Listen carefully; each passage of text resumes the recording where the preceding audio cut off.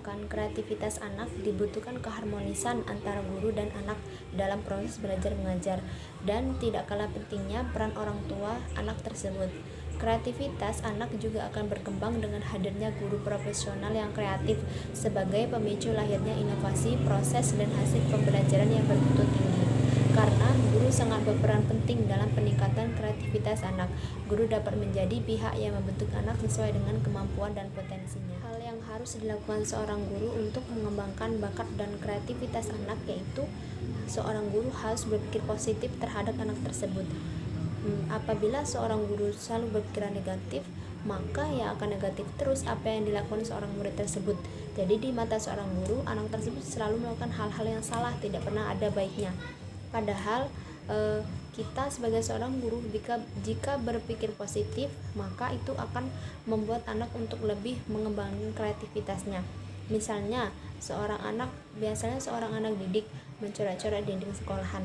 Nah, kita berikan pemahaman kepada siswa tersebut bahwa sebaiknya jangan coret-coret di dinding, lebih baik mencoret di buku gambar atau kita buatkan seperti papan tulis untuk anak tersebut lebih menyalurkan bakatnya tersebut. Selanjutnya, kita sebagai seorang guru tidak memaksakan apa yang kita inginkan terhadap anak tersebut.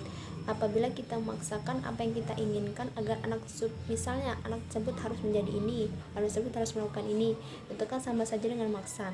Nah, itu tidak boleh, karena dengan memaksa bisa memicu daya stres pikiran anak dan akan menimbulkan kreativitas anak itu akan mati apabila kita memaksakan kehendak kita untuk anak tersebut.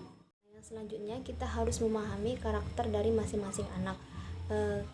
Kita seorang guru harus memahami bagaimana sih sifat anak tersebut, apa yang mereka inginkan, kita harus memberikan support. Nah, support itu adalah yang paling penting untuk anak itu bisa mengembangkan dan terus melakukan kreativitasnya. Kita harus selalu mensupport anak tersebut, apa yang mereka inginkan, apa yang mereka mau, kita sebagai seorang guru harus selalu mensupport anak tersebut. Misalnya anak tersebut hobi bermain bola, jadi kita terus latih untuk bermain bola, terus kita berikan tempat, terus kita berikan wawasan, kita beri nasihat yang terpenting untuk anak tersebut.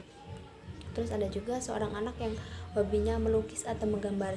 Nah, kita berikan sarananya itu berupa alat tulis, terus buku gambar, agar memicu daya kreativitas mereka itu muncul, agar mereka terus berimajinasi dengan hal-hal yang mereka sukai. Nah, selanjutnya pada minat dan bakat.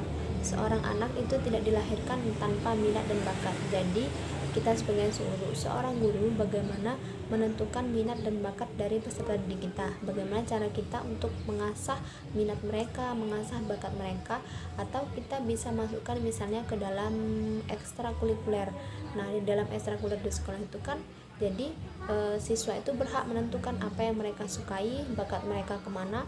Jika seorang anak belum menemukan bakatnya, maka kita pancing, kita sebagai guru harus memancingnya perlahan-perlahan, jadi agar bakat yang ada dalam diri siswa tersebut akan muncul seperti itu. Sayang, cuma sampai di sini.